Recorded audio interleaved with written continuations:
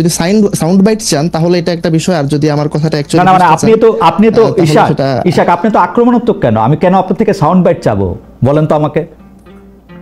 আপনি প্রথমে এসে বললেন যে এই ধরনের অনুষ্ঠানে আসতে আমি নিরুৎসাহিত করছি, কি আক্রমণাত্মক হবো আপনার জন্য আমি? আপনি আমারে বলেন তো, মানে আপনারা এইসব অ্যাপ্রোচ পাইছেন? আমি আপনার থেকে সাউন্ড বাইট কেন নিব? আপনি আমারে বলেন তো, আপনার থেকে সাউন্ড বাইট আমি কেন নিব? আমি কোন জায়গায় গিয়ে আপনার সাউন্ড বাইট আমি ব্যবহার করবো যে আপনার থেকে আমার সাউন্ড বাইট নিতে হবে? আপনি আমারে বলেন তো। আপনারা আমি এত ভদ্রভাবে এতভাবে একটা জিনিস জানতে চাইলাম, আপনি এই শিবের গীত কেন গাচ্ছেন? আপনি আমারে বলেন তো, মানে আপনি কি প্রমাণ করতে চাচ্ছেন? আপনি আমারে বলেন।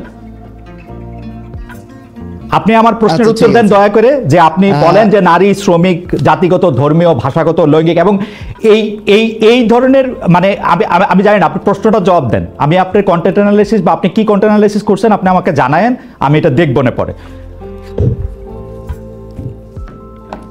আচ্ছা ঠিক আছে, এই যে আপনি বললেন যে শিবির গীত, এখানে এই ধরনের লোডেড কোশ্চেন, এইটার মধ্যে আমি কোনো লোডেড কোশ্চেন করি না ইশাক, আমি কোনো লোডেড কোশ্চেন করি নাই।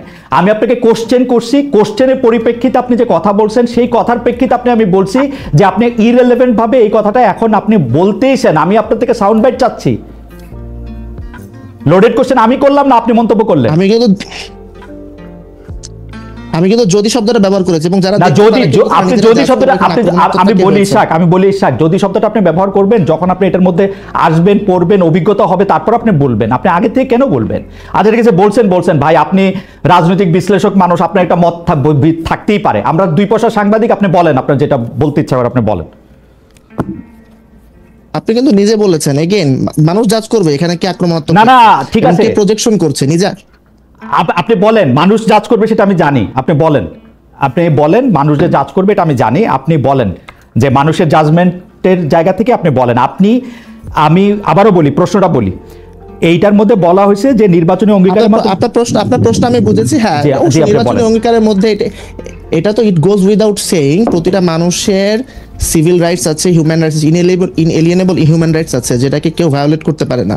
তো সেইটা জায়গা থেকে কোনো দল যদি সেই রাইটসের ব্যাপারে আপনার একমত না হয়, তাহলে সে তো ডেমোক্রেটিক প্রসেসে পার্টিসিপেট করতে পারবে না। ডেমোক্রেটিক প্রসেসে পার্টিসিপেশনের তো ন্যূনতম শর্ত আছে, না হলে আজকে তো হচ্ছে একটা ফ্যাসিস্ট দল বা একটা সন্ত্রাসী সংগঠন, তারা এখানে করা আছে যে এই যে নারীর অধিকার, শ্রমিকের অধিকার, জাতিগত, ধর্মীয়, ভাষাগত, লৈঙ্গিক, সংখ্যালঘুদের অধিকার, এটা পরিষ্কার করা আছে এবং সেটা পরিষ্কার করা হয়েছে। আমি যদি বিএনপি রাজনীতিটার ক্ষেত্রেই বলি, বিএনপি রাজনীতির ক্ষেত্রে কি নারীদের অধিকার, শ্রমিকদের অধিকার, জাতিগত, ধর্মীয়, ভাষাগত, লৈঙ্গিক এই অধিকারগুলি কি আসলে স্পষ্ট কিনা বা পরিষ্কার করা আছে কিনা, যেহেতু এই দাবিটা জানানো হচ্ছে? খালিদ ভাই আপনাকে অসংখ্য ধন্যবাদ। আমাদের দলের যেই রাজনীতি, মধ্যপন্থা বা সেন্ট্রিস্ট পলিটিক্স, সেখানে আমরা বেসিক কিছু প্রিন্সিপালের উপর বিশ্বাস করি। সেই বেসিক প্রিন্সিপালের মধ্যে আছে নাগরিক অধিকার, নারী পুরুষের সমান অধিকার, আছে শ্রমিকের অধিকার, আছে অন্যান্য যে ক্ষুদ্র জাতিগোষ্ঠী তাদের অধিকার। এবং আমি যদি একজন আইনজীবী হিসেবে বাংলাদেশের কনস্টিটিউশনটা ধরি, আপনি দেখবেন কনস্টিটিউশনে এই সকল ক্ষেত্রে, যেই ক্ষেত্রগুলো নিয়ে আমরা এখন কথা বলছি, আলাদাভাবে বলে দেয়া আছে যে তাদের ব্যাপারে পজিটিভ ডিসক্রিমিনেশন হয় এরকম আইনও তৈরি করা যাবে। অর্থাৎ সমাজে পিছিয়ে পড়া যে জনগোষ্ঠী, তার মধ্যে আনফরচুনেটলি সংখ্যার দিক থেকে না হলেও সমাজের নানান নিয়ম কানুন, সামাজিক নানান রীতিনীতির কারণে এবং political atmosphere, definitely because nothing is outside politics, everything is political. So সেই জায়গা থেকে দেখতে গেলে রাজনৈতিক, সামাজিক এবং আমাদের যেই মানে দেশের যেই কালচার, সেইখান থেকে দেখতে গেলে নারীও পিছিয়ে পড়া জনগোষ্ঠীর একটা অংশ। সো আমাদের জন্য এবং অন্যান্য যে ক্ষুদ্র নিগোষ্ঠী আছে, সামাজিক নিগোষ্ঠী আছে, এছাড়া শ্রমিক ভাই বোনেরা আছে, প্রত্যেকের ক্ষেত্রে কিন্তু আইন করার বিধান সংবিধানে আছে, যাতে তারা সমাজে এগিয়ে যাওয়া মানুষগুলোকে ধরতে পারে।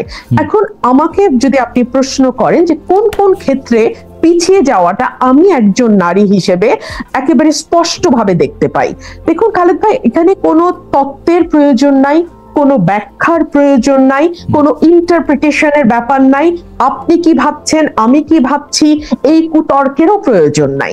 আমি একেবারে সাদা চোখে খালি চোখে কি দেখতে পাই? ধরুন এই যে সরকারটি গঠিত হলো, এরা কিন্তু 6টা বা 7টা কমিশন করেছে, তাই না? সেই সঙ্গে তারা নারী অধিকার কমিশনও করেছে। প্রত্যেকটা কমিশনের রিপোর্ট নিয়ে প্রচুর তর্ক বিতর্ক হয়েছে। রাজনৈতিক দলগুলো তাদের যুক্তি তুলে ধরেছেন, পক্ষে বলেছেন, বিপক্ষে বলেছেন। কিন্তু নারী কমিশনের রিপোর্ট বের হওয়ার সাথে সাথে যেভাবে বলা হলো যে এটা নিয়ে কোনো তর্কই হবে না, কমিশন বাতিল করো, এরকম কোনো আওয়াজ কিন্তু বেশি ফারানা, আপনার কাছে কি মনে হয় না যে অন্যান্য কমিশনের রিপোর্টগুলি তো সরাসরি ধর্মীয় যে রীতিনীতিগুলি আছে, যে আদেশ নিষেধ বিধিগুলি আছে, সেই বিধিগুলিকে তো আসলে তার সাংঘর্ষিক হয়ে তো সেগুলি আসে নাই? তো এটা কি স্বাভাবিক প্রতিক্রিয়া না বাংলাদেশের ক্ষেত্রে? আপনি যদি মনে করেন এখন অন্য কমিশনের ক্ষেত্রে এরকম কোনো নীতি থাকতো যেটা আসলে ধর্মের সাথে সরাসরি সংঘর্ষ করতেছে বলে কেউ মনে করতেছে, তাহলে সেইটার প্রতিবাদ করতে পারবে না? খালেদ ভাই, 466টা সুপারিশ ছিল, তার মধ্যে ধর্মের সাথে সরাসরি সাংঘর্ষিক যদি 10টা, 20টা, 25টা, ধরলাম 100টা, একদম ম্যাক্সিমাম ধরলাম, সেগুলোকে বাদ দিয়েও তো বাকি 366টা নিয়ে আলোচনা হতে পারতো, তাই না? কিন্তু সেই পথটাই বন্ধ করে দেওয়ার কথা হলো। 1, 2 হলো কোন কমিশনের সদস্যকে, আমি আপনার এখানে কোট আনকোট এই শব্দটি উচ্চারণ করছি কারণ আমি চাই না শব্দের ট্যাবুর কারণে আমি শব্দটি উচ্চারণে বিরত থাকি এবং অন্যরা মনে করুক যে এই ধরনের শব্দ তো আসলে ভদ্র সমাজে অচল না। আমার ওই কমিশনের 60 নারী সদস্যদের বেশ্যা ডাকা হলো। আমরা না খুব সহজে বেশ্যা লিখি এবং বলি। কিভাবে আমি জানলাম খালেদ ভাই? ধরুন এই যে আপনার মতন হাজারটা, আমি আসলে এই জীবনে গত 17 বছরে কয়টা টকশো করেছি আমি জানি না, মানে লক্ষাধিক হয়েছে কিনা তাও জানি না, হয়তো হয়েছে। এখানে ম্যাক্সিমাম কমেন্ট আমার তর্কের খাতিরে পাল্টা যুক্তি আমি পাই না। আমাদের সমাজের পুরুষরা এতই মূর্খ, এতই অশিক্ষিত এবং এতই গর্ধব, আমি দুঃখিত আপনার এই ভাষায় বলার জন্য, এতই অশিক্ষিত এবং এতই গর্ধব যে তারা একজন নারীর যুক্তির পাল্টা। কিন্তু বারিশা ফারহানা একটু একপেশে বলতেছেন কিনা যে গালাগালি করা হয়েছে, সেই গালাগালি কিন্তু হেফাজত ইসলামের পক্ষ থেকে, আমি কি বলবো, তারা প্রেস রিলিজ দিয়ে বক্তব্য দিয়ে তারা বলছে যে এটা তাদের বক্তব্য না, এইটা তারা প্রত্যাহার করেছে, এইটা তাদের আসলে বলার উদ্দেশ্য ছিল না, এটা তারা সাপোর্টও করে না, এটা এরকম কিন্তু তারা বলছে। আর আপনি ধরেন পুরুষদের গালাগালি আপনি করতেই পারেন, কিন্তু আপনি যদি যারা আপনার অবস্থানটা সাপোর্ট করে না তাদের মধ্যে কিন্তু অনেক নারীও আছেন, ওইটাও কিন্তু একটা বাস্তবতা। খুব ইন্টারেস্টিং কি জানেন খালেদ, নারীরা পছন্দ করে না, কিন্তু আমি এখন পর্যন্ত কোনো নারীকে আমাকে কোনো খারাপ মন্তব্য বা কোনো কুরুচিপূর্ণ মন্তব্য বা গালি এখন পর্যন্ত দেখিনি। অদ্ভুত কাণ্ড, দেখেন 17 বছর, ইটস আ লং টাইম, আমি কোনো নারীকে দেখিনি। 2 হলো হেফাজত কখন বলল? যখন দেখলো চারপাশ থেকে এত বেশি সমালোচনা হচ্ছে যে সেটাকে কোনোভাবে পাশ কাটানো যাচ্ছে না। 1, 2 হলো হেফাজতের যেই শত শত লক্ষ লক্ষ হাজারে হাজারে ভাইয়েরা সেখানে উপস্থিত ছিলেন, তাদের কারো একবারও মনে হলো না যে ইসলাম এই নোংরা ভাষায় গালিকে কি চোখে দেখে? ইসলামে এই ব্যাপারে কি বলা আছে?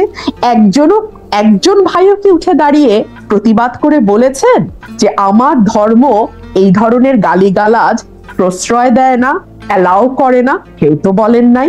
সেখানে শুধু যে হেফাজতের ভাইরা ছিলেন আমার তা নয়, আমার এনসিপির ভাইরাও ছিলেন, আমার অন্যান্য ইসলামপন্থী দলের ভাইরাও, হেফাজতে আরেকটা আছে না ইসলামিক আন্দোলন হাত পাখা যে, হ্যাঁ, তারাও সম্ভবত ছিলেন, মানে মোটামুটি সবাই ছিলেন এবং সবাই খুব স্বাভাবিক ভাবে নিয়েছেন কেন জানেন? আমি আপনাকে বলি, একটা লাইন, আমাদের মনে, মগজে, মস্তিষ্কের ভেতরে প্রথিত আছে মেয়েদেরকে নিয়ে জাতা বলা যায়, জাতা লেখা যায়, জাতা করা যায়, কারণ তাদেরকে আমরা আসলে মানুষ হিসেবেই ট্রিট করি না, ওরা সাব হিউম্যান। তো এই যে আমার আরেক ভাই আজকে আমার সঙ্গে যুক্ত হয়ে বলছিলেন না যে না এটা তো সবার জন্যই হিউম্যান রাইটস, আগে তো নারীকে আপনি হিউম্যান হিসেবে আপনার স্বীকার করতে হবে, তাই না?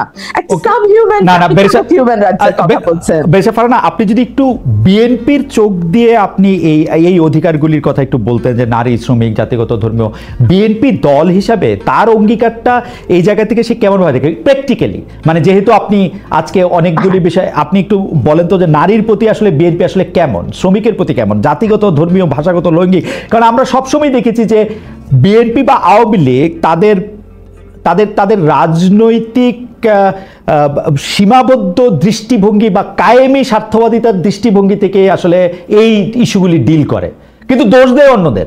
ইন্টারেস্টিং। কিন্তু দেখুন, আমি আপনাকে শুরুতে বলেছি যে everything is political, nothing is outside politics.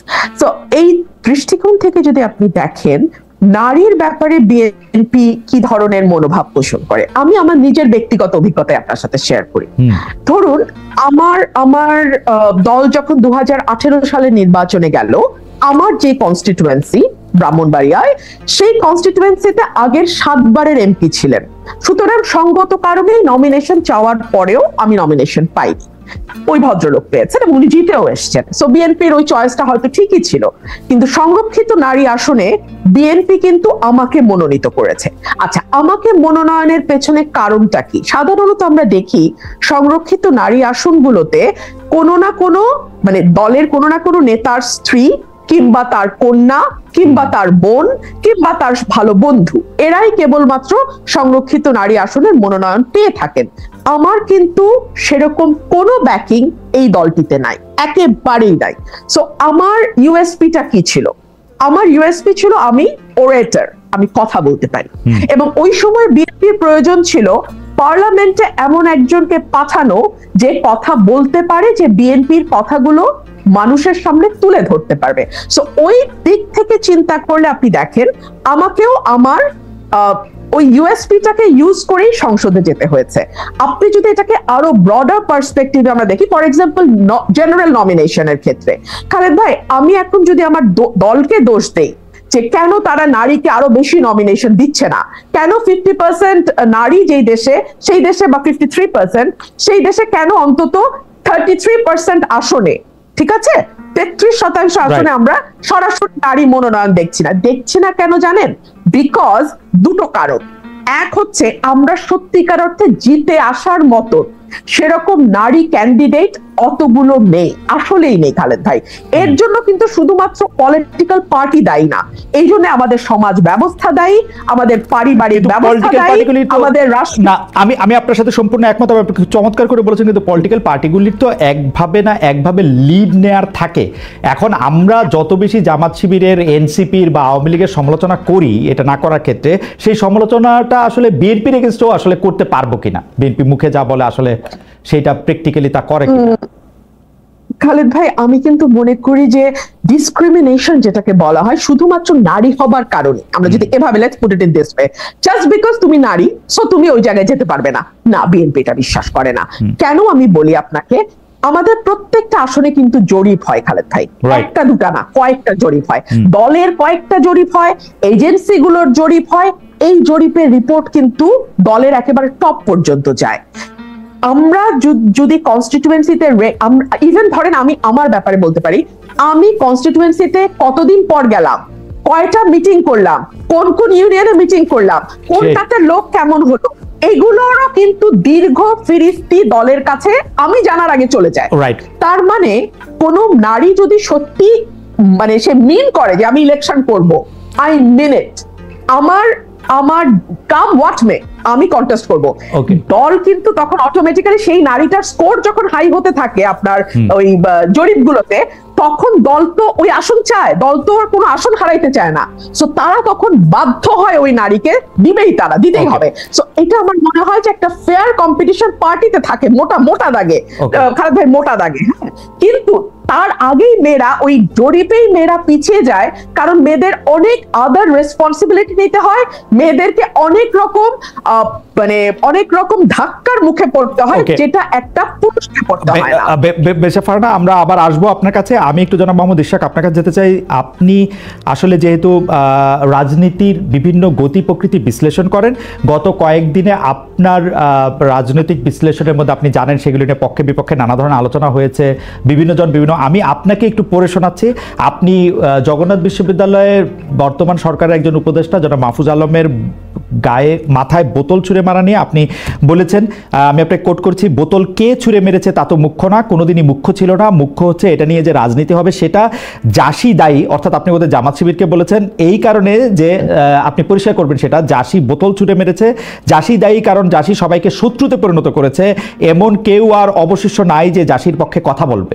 Last আপনি বলছেন, যদি সবাই মিলে একটা মিথ্যাকে সত্য বলে তাহলে মিথ্যাই সত্য, জাসি সত্যটা বোঝে নাই জন্য শাহবাগে হেরেছে, আবার হারবে।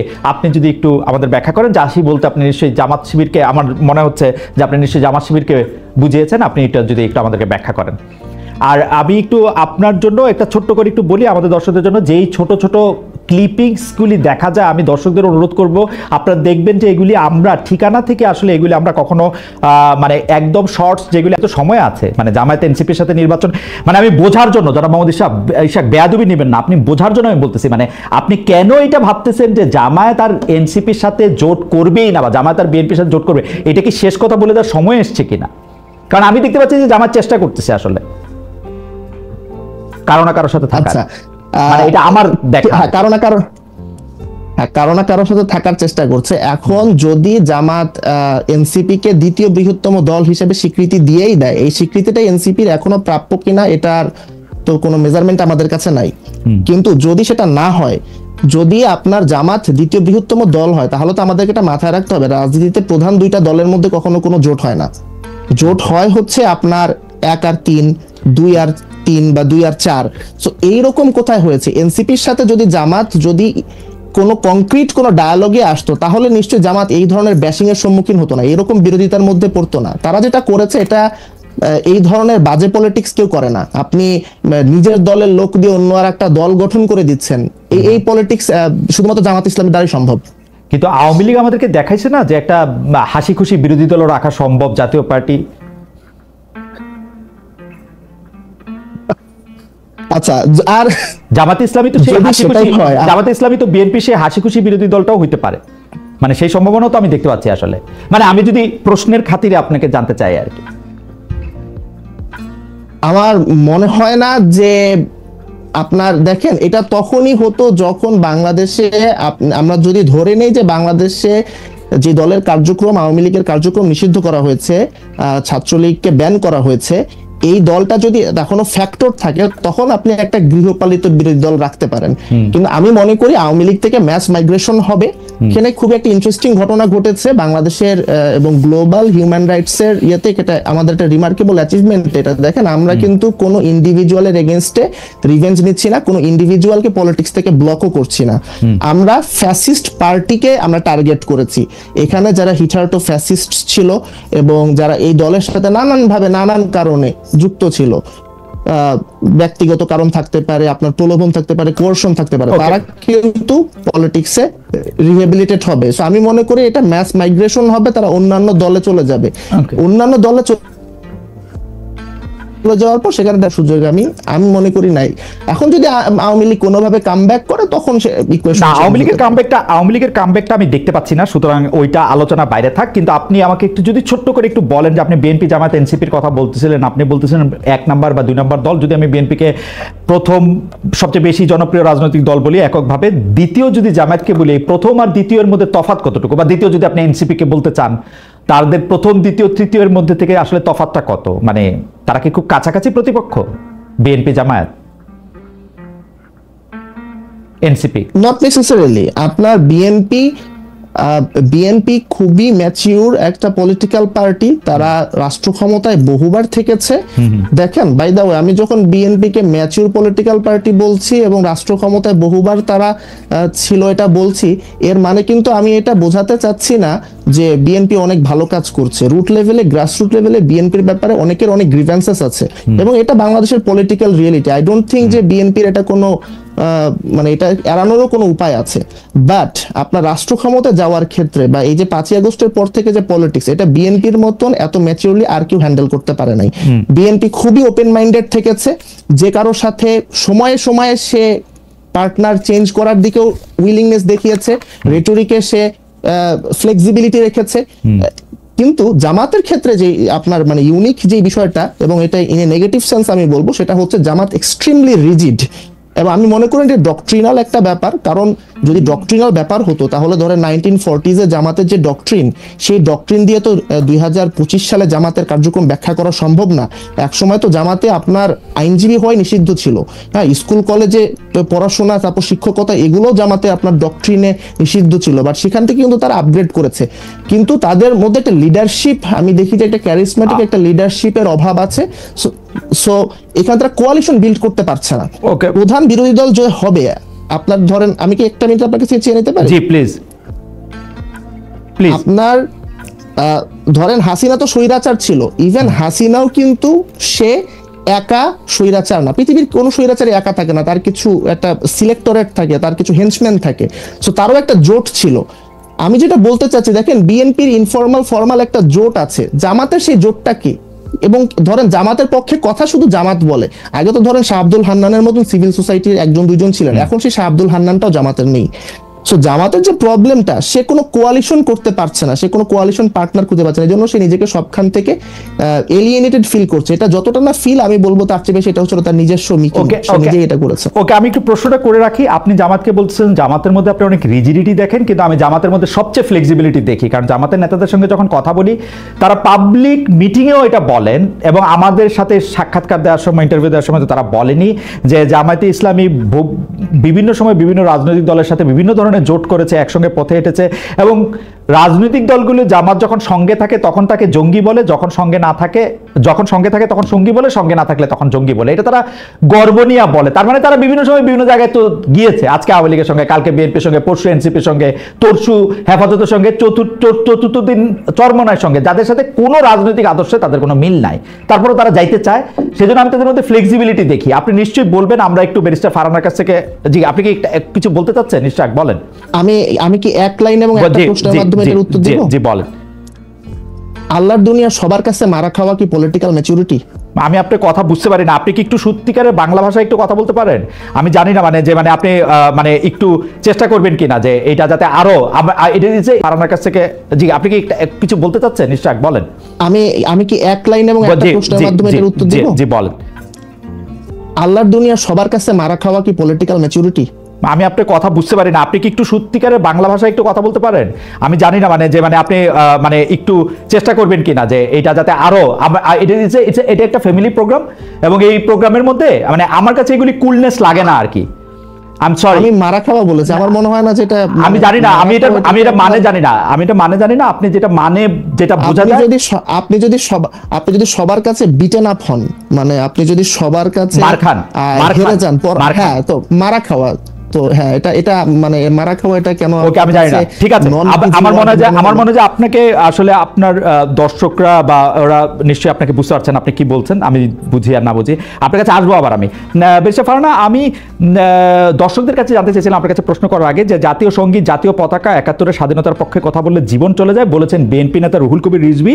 আমরা দর্শকদের কাছে জানতে চেয়েছিলাম ছাত্রদল নেতা মানে ঢাকা বিশ্ববিদ্যালয়ের ছাত্রদল নেতা সাম্য হত্যা নিয়ে এই মন্তব্য সঠিক বলে মনে? প্রশ্ন, আসলে বাংলাদেশে এই যে জাতীয় সঙ্গীত, জাতীয় পতাকা, 71-এর স্বাধীনতার পক্ষে কথা বলা বা কারা তার সঙ্গী হবে, কারা জঙ্গি হবে, এই জিনিসগুলি কিন্তু 78 সালের পর থেকে, বিএনপির প্রতিষ্ঠার পর থেকে বিএনপি আসলে লিড করেছে, জাতিকে বিএনপি পথ দেখিয়েছে, বিএনপি ইনক্লুশন করেছে। বিএনপি আজকে যাদেরকে মুনাফেক বলে তাদের গাড়িতে জাতীয় পতাকা দিয়েছে। বিএনপি পলিটিক্যালি তাদের দীর্ঘদিনের পরীক্ষিত রাজনৈতিক নেতাদের বঞ্চিত করে জামাত নেতাদের হাতে ধানের শীষ তুলে দিয়েছে, জোট করে যা করার না তাও করেছে। এখন হঠাৎ করে জামাত এত খারাপ হয়ে গেল, আমি জনাব ইশাকের সাথে একদম একমত। যদি আজকে সিনারিওতে আওয়ামী লীগ থাকতো, ওর যদি জামাতকে লাগতো, তখন কিন্তু জামাত এত খারাপ হইতো না। বিএনপির এই রাজনীতিটাকে আপনি অনেক স্বার্থবাদী, মানে আপনি আপনাদের এই রাজনীতিটাকে অনেক স্বার্থবাদিতার রাজনীতি আপনি মনে করেন কিনা? দেখুন, বিএনপি ভোটের রাজনীতি করে, আওয়ামী লীগও ভোটের রাজনীতি করে। বাংলাদেশে এই ভোটের রাজনীতিতে, বাংলাদেশে নয় মানে সারা বিশ্বব্যাপী ভোটের রাজনীতিতে জোট একটা খুবই কমন একটা ফেনোমেনা, এবং সেই জোট গঠন আওয়ামী লীগও যেমন এক সময়ে জামাতের সঙ্গে যুগপৎ আন্দোলন করেছে, বিএনপিও সেভাবে জামাতের সঙ্গে 2001 সালে গিয়ে জোট করেছে। কিন্তু গত 15 বছর আমরা যেভাবে মুক্তিযুদ্ধের ইতিহাস বিকৃতি, সকল কৃতিত্ব একজনের হাতে দিয়ে দেওয়া, মুক্তিযোদ্ধার তালিকার মধ্যে হাজারে হাজারে ভুয়া মুক্তিযোদ্ধা ঢোকানো, কিংবা ধরুন একেবারে legal frame digital security act করে দিয়ে মুক্তিযুদ্ধের ব্যাপারে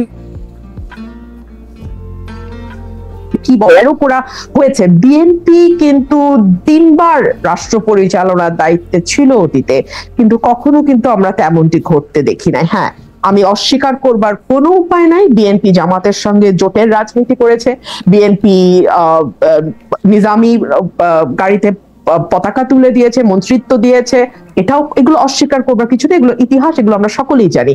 তবে বাংলাদেশে রাজাকারের গাড়িতে প্রথম পতাকা আওয়ামী লীগ কিন্তু যখন তারা ক্ষমতায় এসেছিল 96 সালে, তখন কিন্তু তারা তুলে দিয়েছিল নুরু রাজাকারের গাড়িতে, আমরা যদি নামটা যদি ভুল না করে থাকি, হ্যাঁ, তো তারা তুলে দিয়েছিল। সো একটা বিষয় বলেন। না, আমি কিছু বলতে চাইতেছি না, আমি শুধু মনে করাই দিতে চাচ্ছি যে মানে আমি এটা আওয়ামী লীগের আমলে বিএনপি নেতৃবৃন্দকে খুব বলতাম, সরি আওয়ামী লীগের নেতৃবৃন্দকে খুব বলতাম, কিছু হলে বিএনপি জামাতের দোষ দিত, তো তা আমি ওদেরকে মনে করাই দিতাম যে ভাই আপনি তো দল করেন আওয়ামী লীগ, বিএনপি জামাত কি করলো সেটার অনুসরণ কেন করেন? না না, আমি জাস্ট এটুকুই বলতে চাইছি যে দুটো দলই কিন্তু ভোটের রাজনীতিতে জোট করেছে, বিভিন্ন সময় বিভিন্ন দলের সঙ্গে জোট করেছে। আমি আজকে একটা খবরের দিকে আপনার একটু দৃষ্টি আকর্ষণ করি।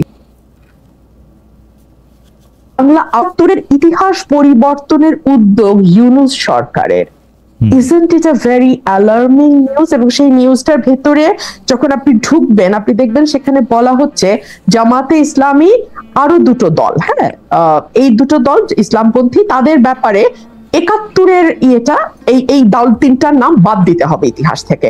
পরবর্তীতে এই ব্যাপারে জামুকা জানতোই না, যখন জানতে পারলো তখন তাদের তীব্র প্রতিবাদের মুখে এইটুকু বলা হলো যে তৎকালীন জামাতে ইসলামী এবং অন্য দুটো ইসলামিক দলের আগে তৎকালীন শব্দটা বসিয়ে দেয়া হবে। তো আমি মাত্র কিছুক্ষণ আগে আমি নিউজটা দেখেছি, সো আমি আসলে পুরোটা পড়তে পারিনি। এই নিউজটার ভেতরে খুব পরিষ্কার বলে দেওয়া আছে যে মুক্তিযুদ্ধের ইতিহাস থেকে কিভাবে জামাতকে এবং জামাতের অ্যালাইড যে পলিটিক্যাল পার্টিগুলো ছিল সেই সময় তাদেরকে বাদ দেবার একটি চেষ্টা আমরা লক্ষ্য করছি। আপনি দেখুন এই সরকারের আগে যে সরকারটি ছিল ইমিডিয়েটলি বিফোর আওয়ামী লীগের যে সরকার, তাদের ব্যাপারে আমি সংসদে দাঁড়িয়ে একবার বলেছিলাম যে বাংলাদেশের ইতিহাসে এত বেশি মুক্তিযুদ্ধের বিপক্ষের কোন শক্তি আওয়ামী লীগের মতন কোনোদিন ক্ষমতায় আসে নাই। বিকজ আওয়ামী লীগ যেটা করেছে, বাংলাদেশের মুক্তিযুদ্ধের যে মূল স্পিরিট, সাম্য, মানবিক মর্যাদা, সামাজিক ন্যায় বিচার এবং গণতন্ত্র, এই প্রতিটা জিনিসকে গত 15 বছরে তারা ধ্বংস করে দিয়েছে। আমি একটু আপনার সাথে শামিল হই এই ব্যাপারে, আমি আপনার সাথে সম্পূর্ণ একমত। আওয়ামী লীগ সবচেয়ে বেশি মুক্তিযুদ্ধের যে স্পিরিটটার কথা তারা বলেছে তার বিপক্ষে তার প্রতিটা অবস্থা ছিল, কি বলে প্রাতিষ্ঠানিক মানে প্রতিষ্ঠানগুলিকে ধ্বংস করা থেকে শুরু করে গণতন্ত্রকে বজায় না রাখা, মানে সমাজতন্ত্র নিশ্চিত না করা, ধর্মনিরপেক্ষতা, জাতীয়তাবাদের ক্ষেত্রেও তারা 10-0 পেয়েছে। একদম। কিন্তু আপনি যদি একটু বিএনপির রাজনীতিটা যদি একটু বলেন একটু সুবিধা।